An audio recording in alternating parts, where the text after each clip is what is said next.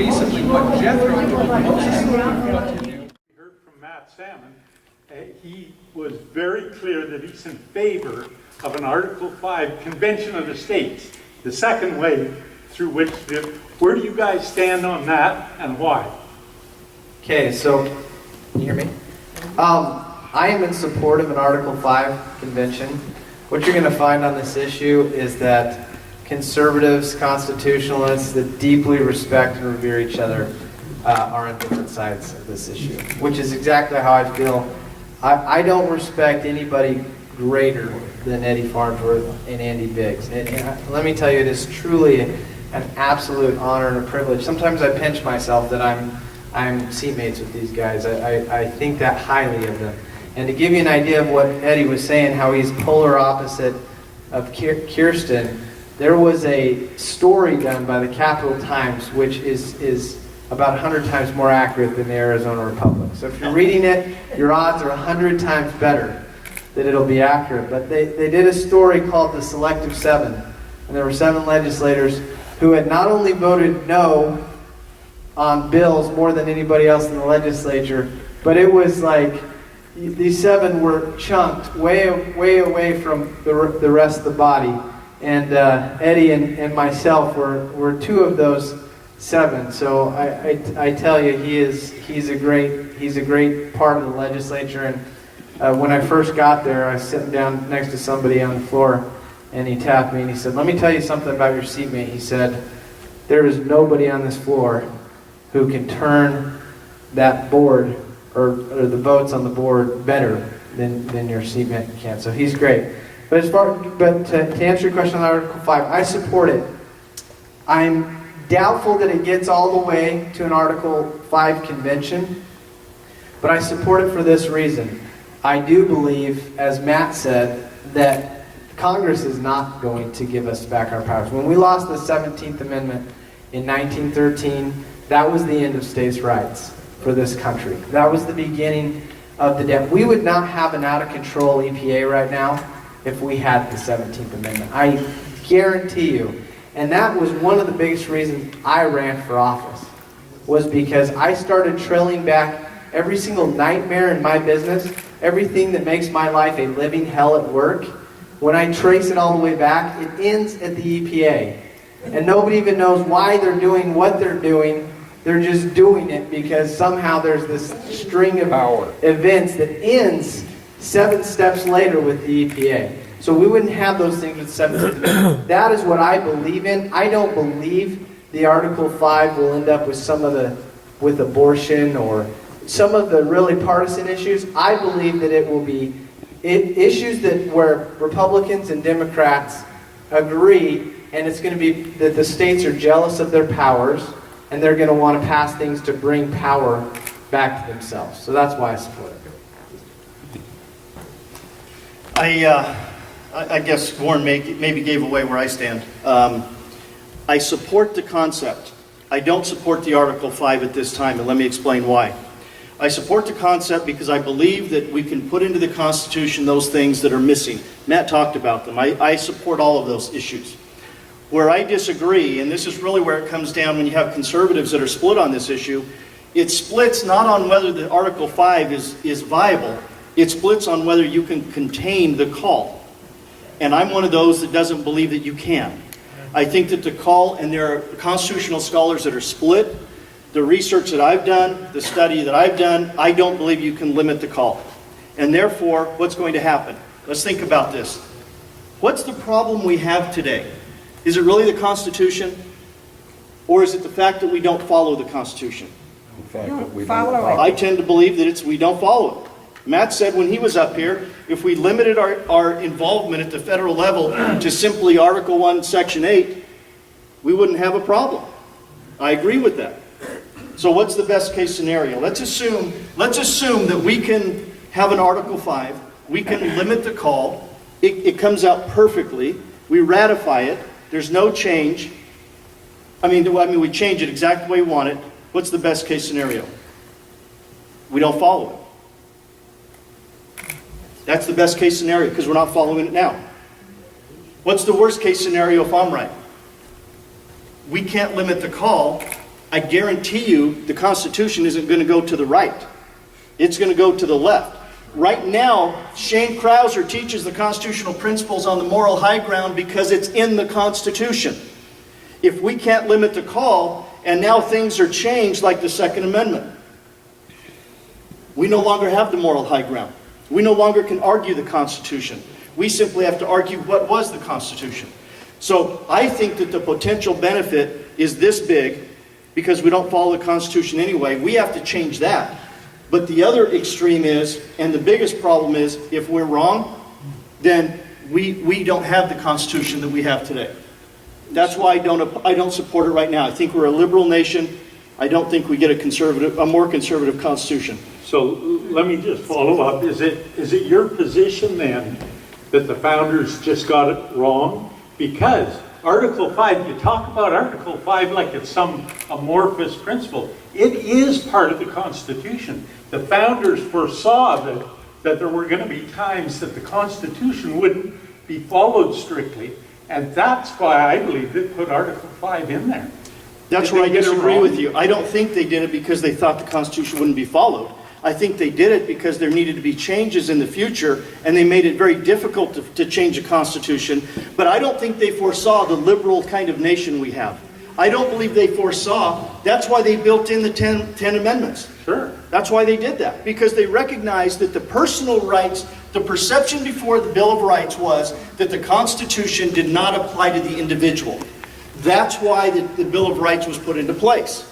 So, yeah, the Article 5 is there, but I don't think that they envision the kind of liberal nation. I don't believe they envision where abortion is legal, where people can stay home and make more money on welfare than they can going to work. I don't think they envisioned any of those things. What about this?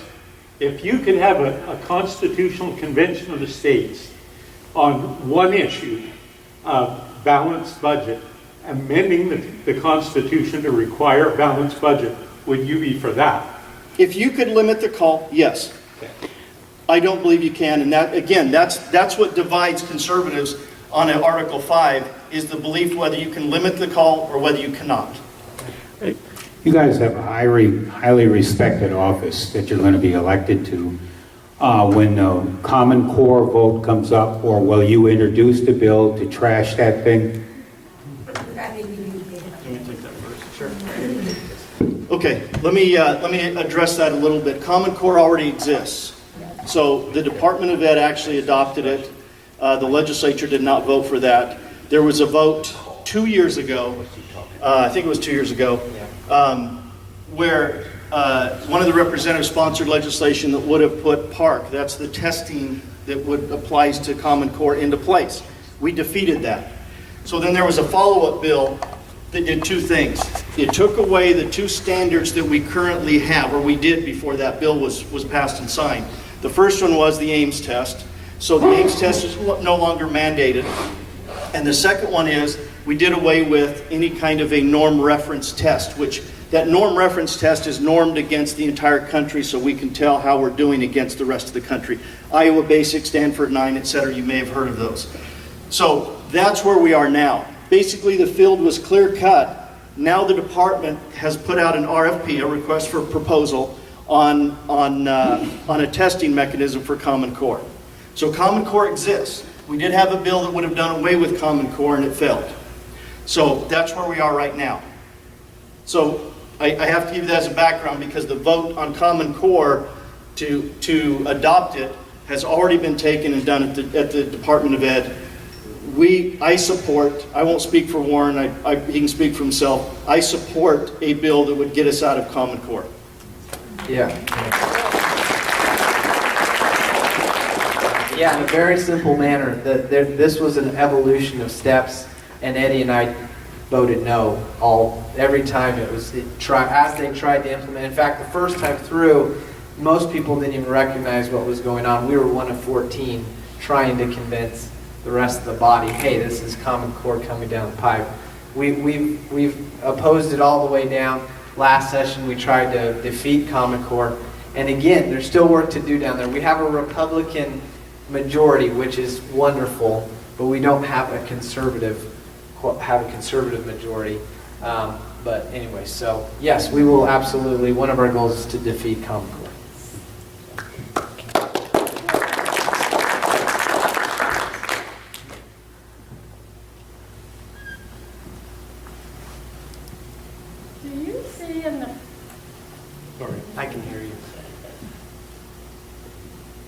Do you see in the future the possibility of a third party?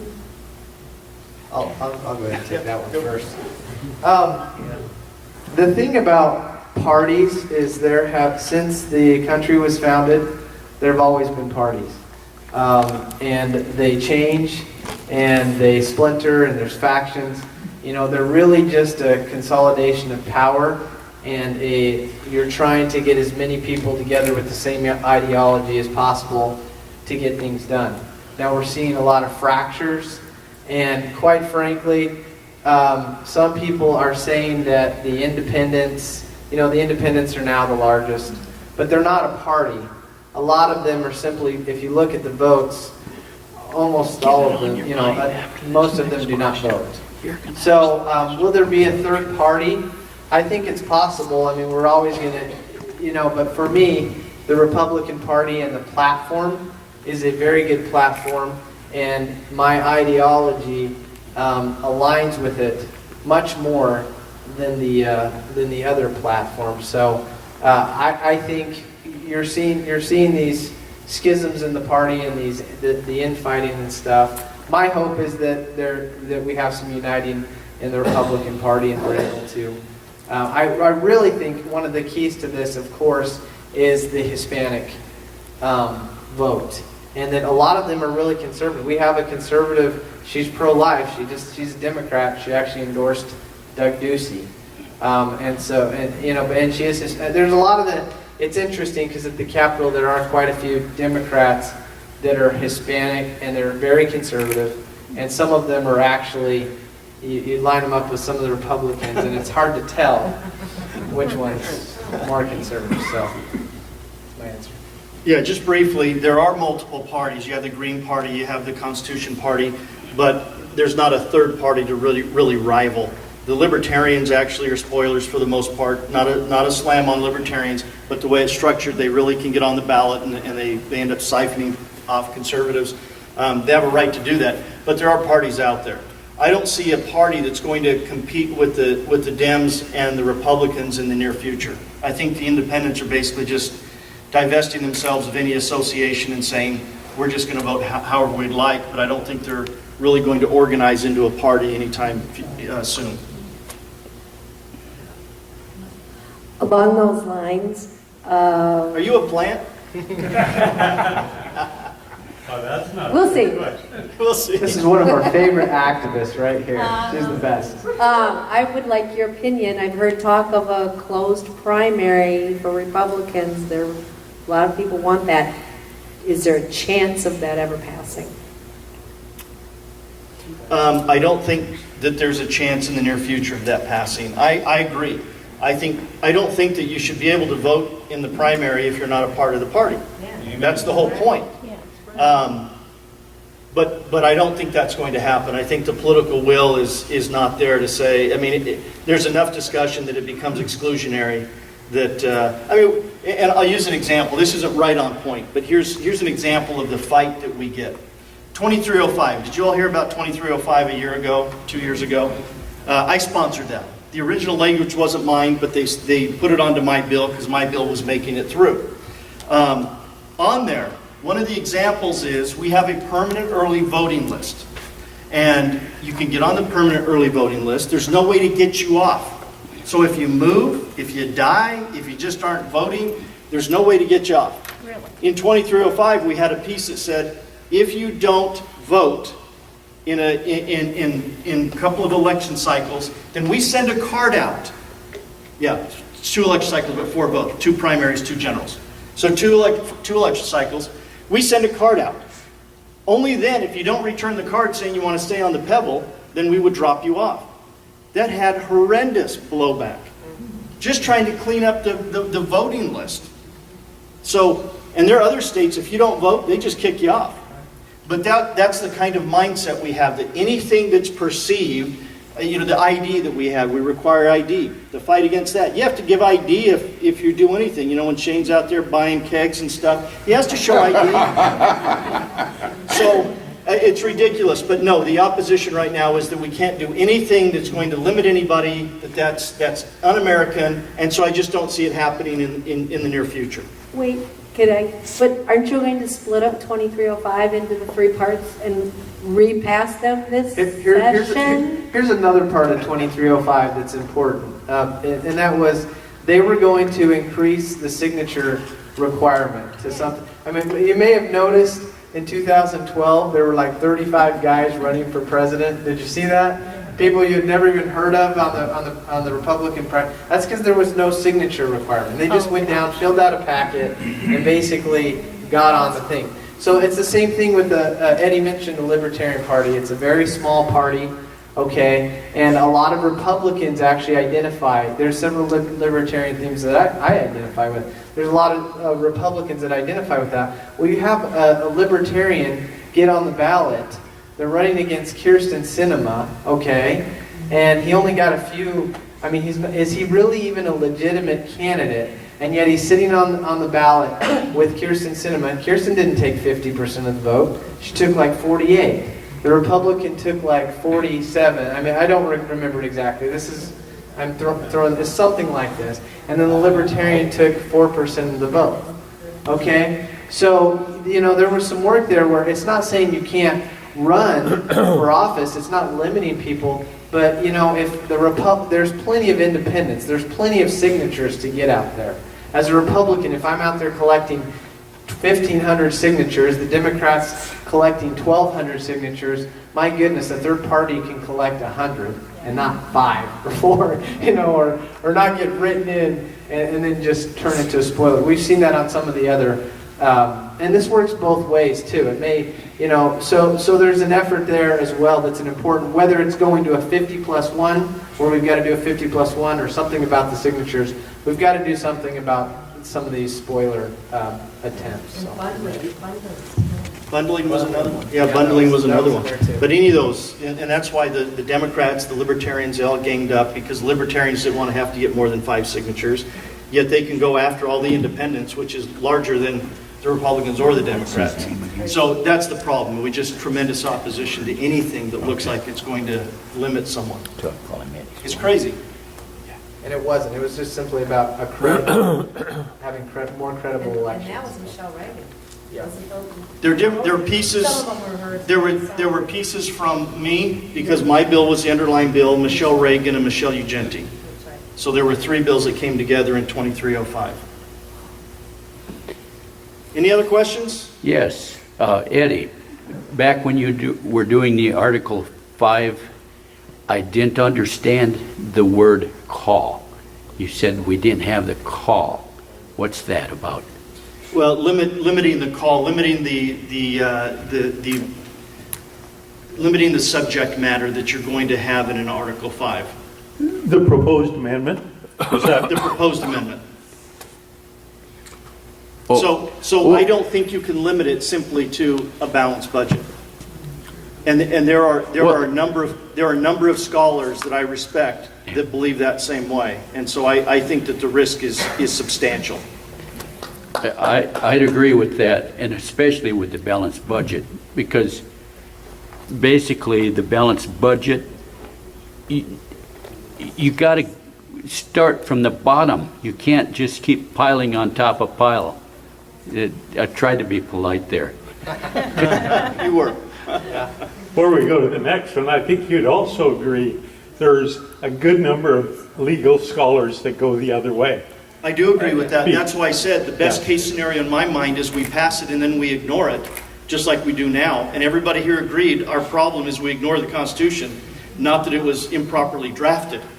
And so I don't think we gain much. That's why I said I think what we gain is this much. The potential risk is this much. So that's my opposition. Not in theory, in practical application. In fact, there are more and more liberals that are calling for a constitutional convention because they believe that they can add to the call. Can you name those liberals? I hear that. Let's just... Yeah, I have a list at home where I've kept track of. There are people that have been in the paper that have called for it at the national level. I know there was one major person, I don't remember his name, but yes. We've had people at the Capitol, at the legislature that have said the same thing. Absolutely. But that's not really relevant to what I believe. What I believe is exactly what I stated. I think the risk is huge. I don't think the benefit is very, very big at all. In the last primary, we had, I believe it was 6 people running for the Republican ticket.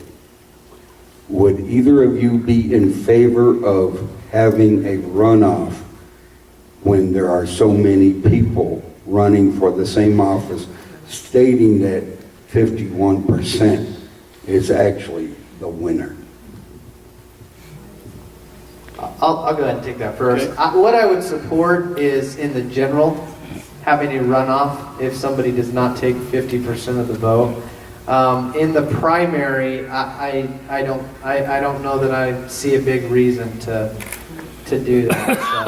So, anyway, but I would support it for the general election. I think that a 51% of the vote would be a good thing. So. At this point, I would say I don't see gaining any benefit. Wait a second, you just explained the party bit where the third party was taken out. Why would you? It's different because you have people that are ideologically aligned in the primary, but in the general they're not ideologically aligned. So you can have somebody that's siphoning. Right, but you're complaining about this libertarian taking your vote. And now you're trying to make a law that Because you have keep that happening. No, but see, you're talking about two different things. You're talking about the actual election and one getting on the ballot. Now, if you're going to say anybody can get on the ballot, then let's do that. My problem is Republicans and Democrats have to get a significant number of signatures. Libertarians do not. Now, if they get on the ballot and they take from the Republicans, that's the vote. That's the election. That's what we're worried about, is the election. But what we're talking about, what I was talking about on the signatures, is actually getting on the ballot. The ballot is supposed to, the reason why we get signatures is to show viability. You don't show viability with 5 signatures. But if they can get 500 or 800 like we have to get, then they've shown viability and they ought to be on the ballot, and then you have the election. Is that what you're carrying? Those are two different issues. This is a little different on another subject.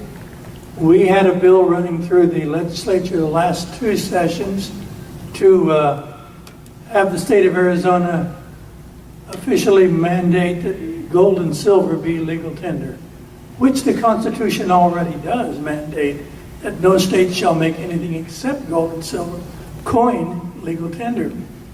This got all the way through. Almost all the Republicans voted for it, but it was stopped by certain individuals that wouldn't hear it. Now this time around, I just wanted to know, I believe you 2 gentlemen supported it. Very important, not only that we get back to gold and silver as money and that it's not taxed, but that it preserves us from any kind of harassment from the federal government for doing so. And I just want to make sure that you agree with this. I hope you do. And that there'll be a little different scenario up there this year or next year with a new governor, and hopefully the right Speaker of the House to assign it. Yes. Andy Biggs is already for it. So yeah, we support it. We support it. Not only do I support legal tender, I support getting back on the gold standard. And we don't have time to talk about all the reasons why the gold standard went away, but we have a problem. That's what I meant by legal tender, that it is the standard. Well, but that's not the same as backing every dollar with gold as we used to do. That's why Matt wants to have an audit of the Fed. They want to audit the Fort Knox and see if we have any gold left. There are people who believe gold has went out. When France started claiming and turning in the dollars for gold, that essentially made a run on the gold window, and that's when Nixon closed it. But again, that's a big issue that we can discuss at another time. But I think we have to have a gold standard, not just legal tender, which is recognizable as legal tender, but we have to back the dollar by gold. The reason we're in the big problem of spending is because we got off the gold standard. We now can print money. There's nothing to back it. We have inflation that's gone crazy over the last 100 years. We have to get back to that, or else we're going to see the dollar collapse. And the balanced budget amendment says nothing about that. It doesn't try to correct that at all. Yeah, but that's not a reason to kill the balanced budget amendment. I mean, the balanced budget amendment is one step. It fixes one issue, at least theoretically. We have a balanced budget also in our Constitution at the state level, and guess what? We have deficit spending like you wouldn't believe, because the courts have held that as long as there is a revenue source to pay for bonds, you can go into as much debt as you want. So that's why I said, I don't think it fixes anything. It doesn't work at the state level. It's not going to work at the federal level. Unless we change and start to adhere to the constitutional principles, we can put anything we want in the Constitution and we will ignore it. That doesn't fix it.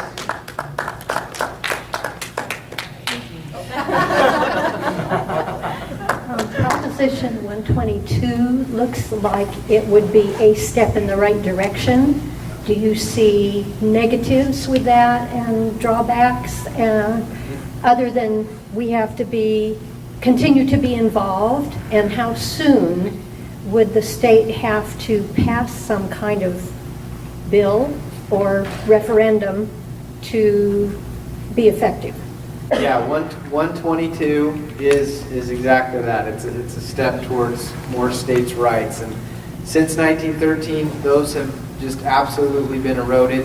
And 122, to me, I think just opens the door for us to take a further step towards states' rights. It opens the door for a lawsuit or something through the courts where you can be fighting for states' rights. Does everyone know what 122 is? Yeah. Keeping the money in the state, not sending any money to Washington. Well, not exactly. what it does is it says that if the federal government engages in unconstitutional activity, the state cannot fund it. So if the feds want to fund it, they can. But the state's not going to put any of our resources into funding an unconstitutional act by the federal government. That's what it does. Give an example. There's a lot. I mean, we could talk about anything from education to medical to welfare to healthcare. I mean, the reality is most of what we do is unconstitutional. How about this?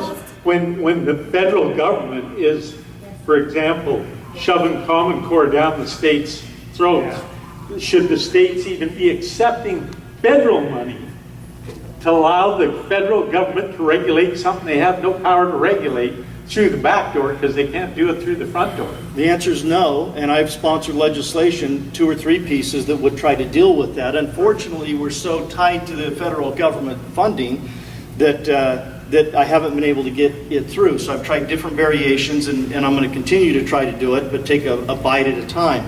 So no, education is not enumerated in the federal Constitution. It is clearly unconstitutional, but we like the $600 million that we get back from the feds, so we're not willing to say, feds, never mind, even though I believe that we spend far more following the federal mandates than we actually get. But that has nothing to do with constitutionality, but I think it fails on both levels. It's unconstitutional, and it's inefficient and ineffective. Yeah, Eddie actually had a bill all the way to the governor's desk on that. It was vetoed. So I don't think that'll happen if he gets it up again, though.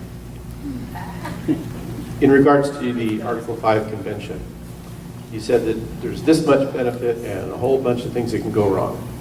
Would you be willing to support an Article 5 convention for the sole purpose of repealing the 17th Amendment? Well, again, in theory, yes, but it doesn't matter what it is. If you can't limit the call of the convention, then you can have a runaway convention. That's what Matt was talking about. So the answer is no. I think we're liberal in this country. I don't think that anything we do, if we could limit it, and I knew 100% sure that we could limit the call to one issue, absolutely. 17th Amendment's horrible. It's destructive. We shouldn't have it. But we won't get that back, in my opinion. What we will do is we will see other things that will come through. We have the vast majority of the states that voted to expand Medicare. We have the vast majority of the states that have accepted Common Core. In fact, all but 3, I think. Now, a couple of them have given it back. We are not conservative in this country. We're liberal. We're not going to the right when we open up a constitutional convention. We are going to the left. And so the principles that I stand up here and talk about, and that Shane teaches, and that Warren fights for, those are going to be damaged at the very least, and possibly go away, because you have liberals are going to vote for the liberal agenda, and they're going to change the very nature of the Constitution. That's my belief. That's why I oppose it. Not in theory, I oppose it in practicality, because we cannot get it through with one item on the call, in my opinion. Have we ever tried? No. What's that? Have we ever tried? Well, there have been constitutional conventions before. The ERA, it was never ratified. I don't think you can ever point to something where a state called Constitutional Convention blows up because it went out of control.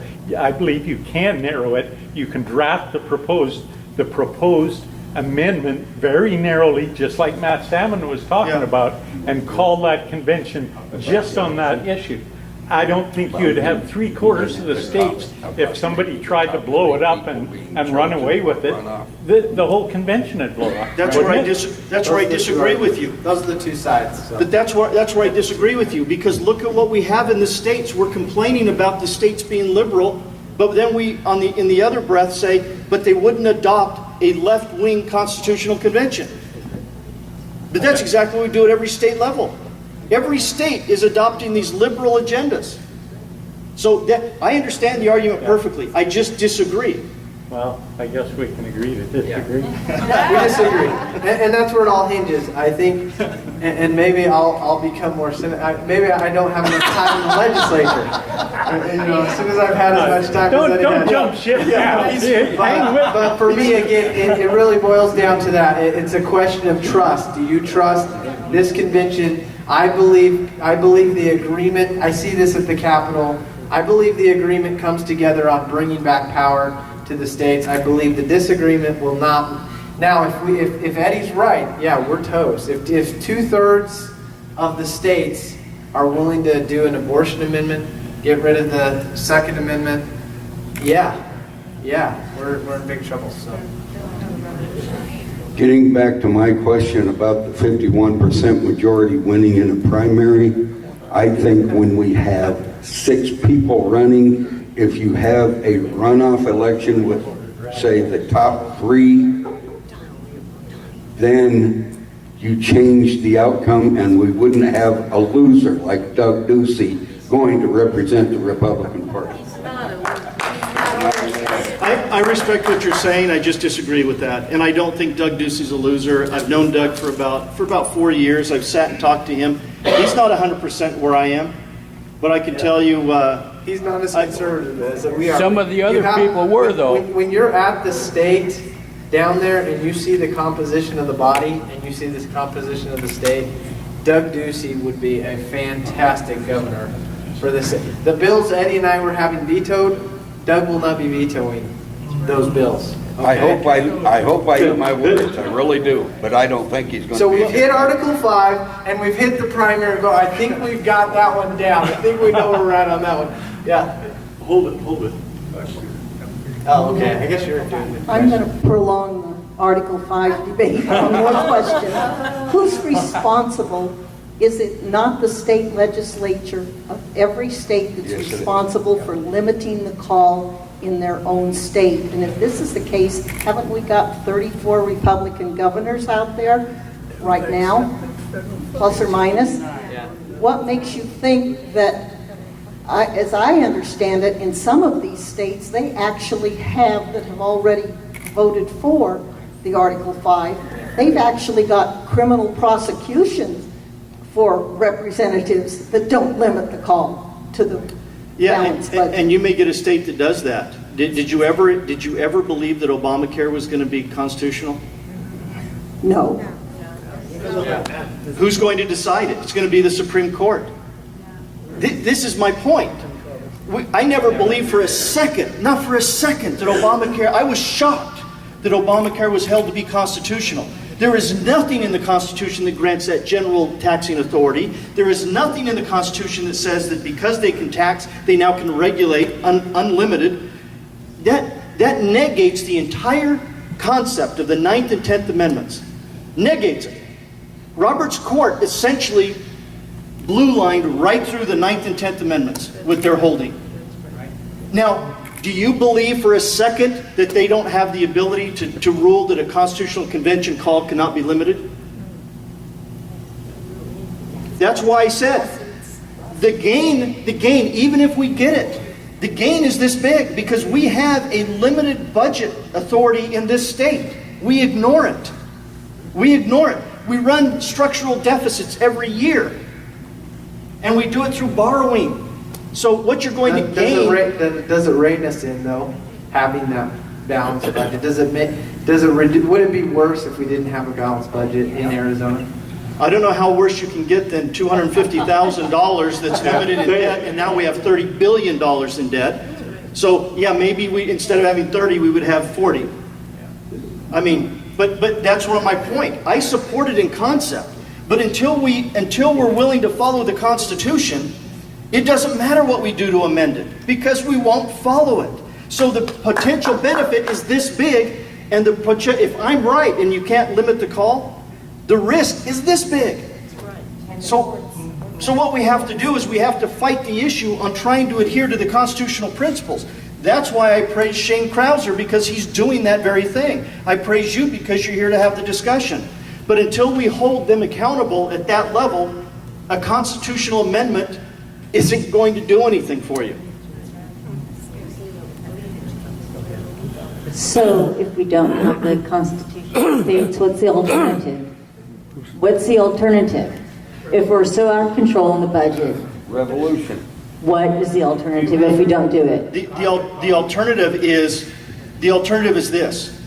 We continue to fight, and I guarantee you if we didn't have the constitutional principles we have, and we didn't have conservatives like Matt Salmon and Andy Biggs and Warren Peterson and Eddie Farnsworth, we would be a whole lot worse. We wouldn't even look like the republic that the founders even envisioned. We don't. That's what we risk. We do. We still have the fundamental concept of the Second Amendment. The Supreme Court held that is an individual right. If you change that in the Constitution, we won't have it. So we can continue to fight that.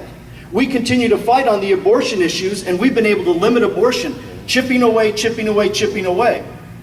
In fact, there's one, I can't remember the state now, but they have all but one of their abortion clinics have closed because they've been able to regulate it to the point that they can't stay open. Texas, you're right. They've all closed but one. So what's the alternative? For conservatives to continue to engage, the conservatives to understand the principles of the Constitution and the freedoms that we have, and to fight and try to change the way we have the judiciary appointed in the states. We continue to fight that.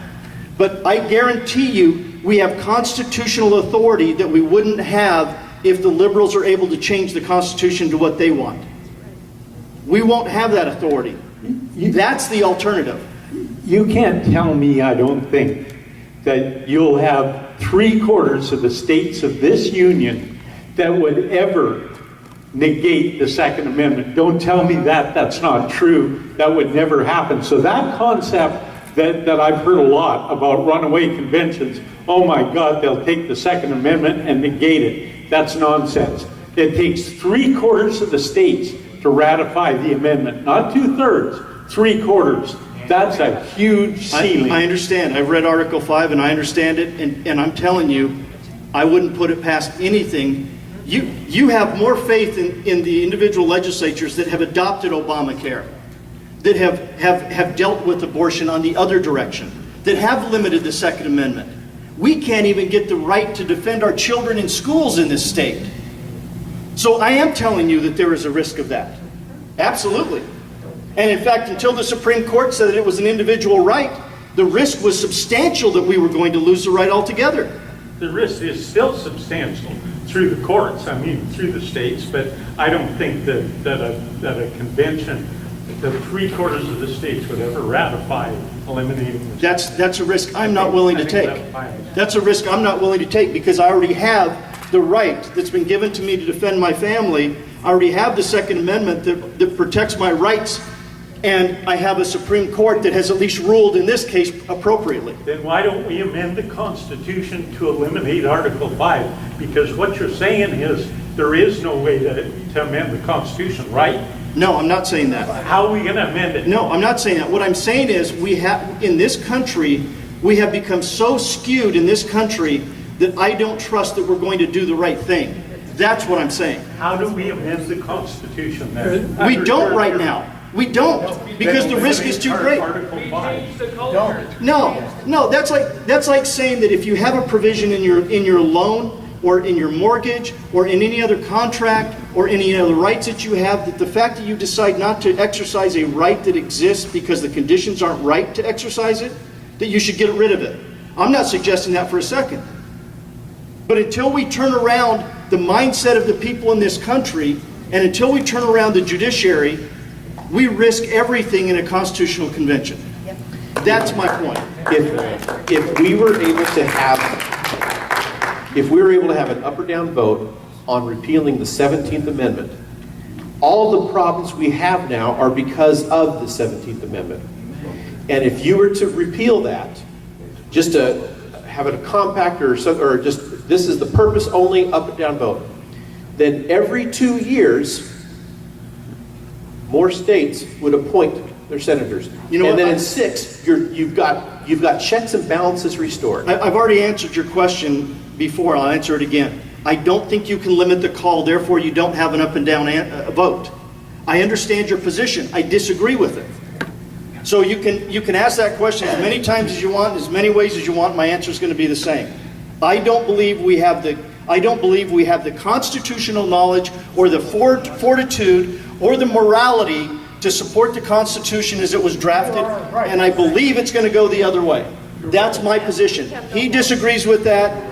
I respect that. We just disagree on being able to limit the call. I brought this up in the very first question, and I'm ruining that moment a little bit. But we're out of time. We're going to have one more question. I'm going to move on to a much more pleasant subject. Okay. I can drive down any freeway in town, and I can have maybe 2 or 3 cameras pointing at me. I can pull up to any off-ramp, and I count at least 8. A couple months ago, I drove on Interstate 10 from Phoenix to South Florida, and I lost count of all the semi-trucks passing me going west that had armored vehicles on them, brand new, hadn't been painted yet. Had what on them? They were armored vehicles. They were MRAPs. They had not been painted. Okay. It was just one semi after another after another. I drove through small towns that have brand new armored vehicles that are the size of Mayberry. What's being done on the state level to push back? Because it's becoming really obvious that we've become a police state. Amen. Is there anything that's being done on the state level to where every time we stop, we don't have 8 cameras pointing at us? Yeah, sure. I can start with that, and I'll let Eddie finish up. Well, I can tell you, as far as the two of us are concerned, some of these things that happen on the local level are grants. If you're talking about militarization or bringing in, military equipment into a police force, a lot of these are some of these grants coming down where we're taking federal funds, and that's all they can spend it on, and if they don't, they just take the money because they have it to spend. I can tell you, Eddie and I we're strong opponents to taking federal money and the strings attached with it. So those are things that we're always pushing back against. Some of those things need to be done by council members. This is, again, going back to initially when I was talking at the beginning, is some local fights and pushing back there.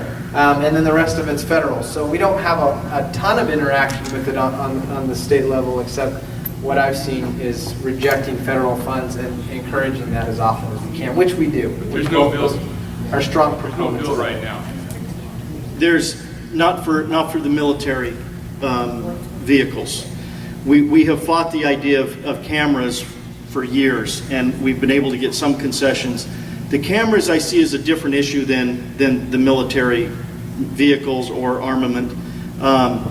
The cameras, I have an issue with them because I think that they violate the Constitution, your ability to confront your accuser. That's my personal opinion. Others believe otherwise. So I have a problem with cameras for that reason. The militarization of our police force. This is the problem we have.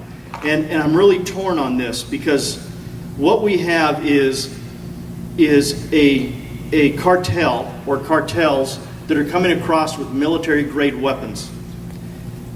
We put our police officers in harm's way, and they cannot fight with their 9mm and their AR-15s. They can't fight military armament. That's a problem we have. And when we work with Paul Babuse on the front line of that fight, this is the dichotomy and the problem of not wanting that military armament to be used against our own citizens. But how do we help our police fight those cartels that are coming across with military armament? So it's interesting you bring this up, because this is something I've really been contemplating this week. How do we find that healthy tension between the two?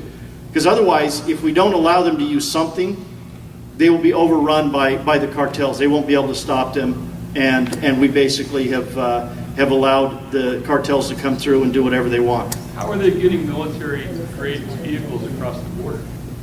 No, not vehicles, the military-grade weapons. Weapons? Yep. Same question. They're buying them and come across. They don't come across legally.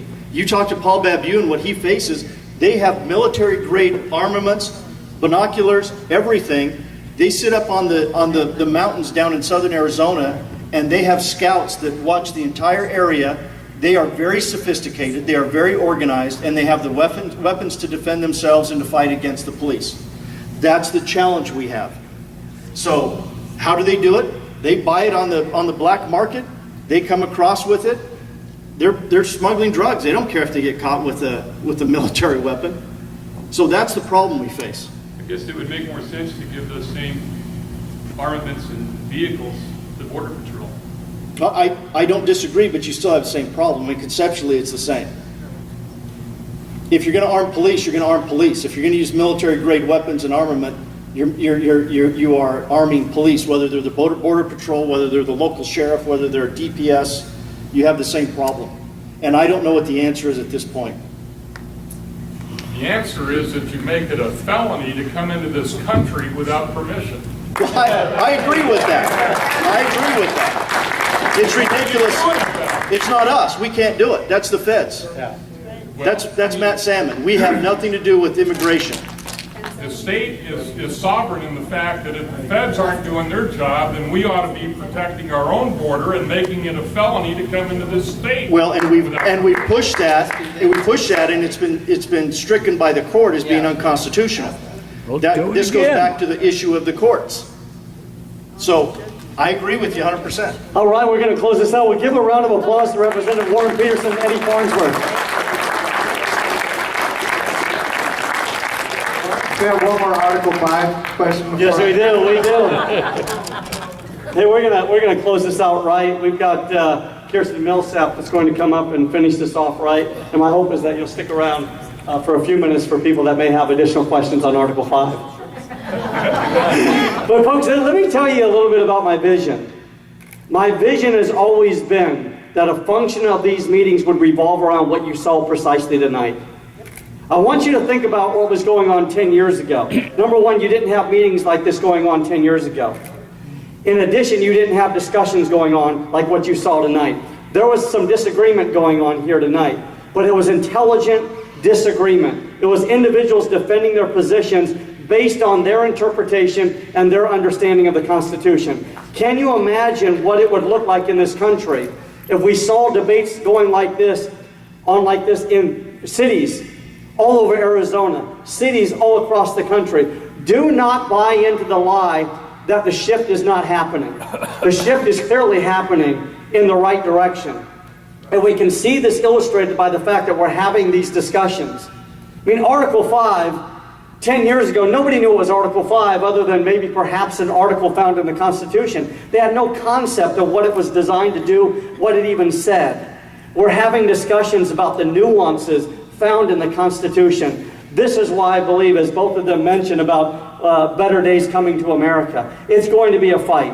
And we're going to disagree along the way. But we stand on identical foundation. We stand on the same foundation of more freedom and less government. So while these two might disagree on Article 5, I think no one here can sit down and say that they stand on a different foundation.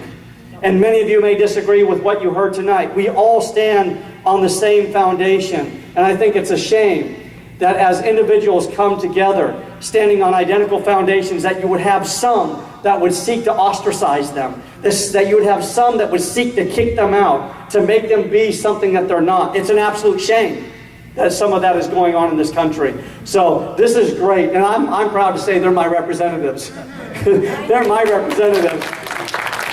So with that, let's close this out right. Kirsten Millsap, please welcome her back to the stage.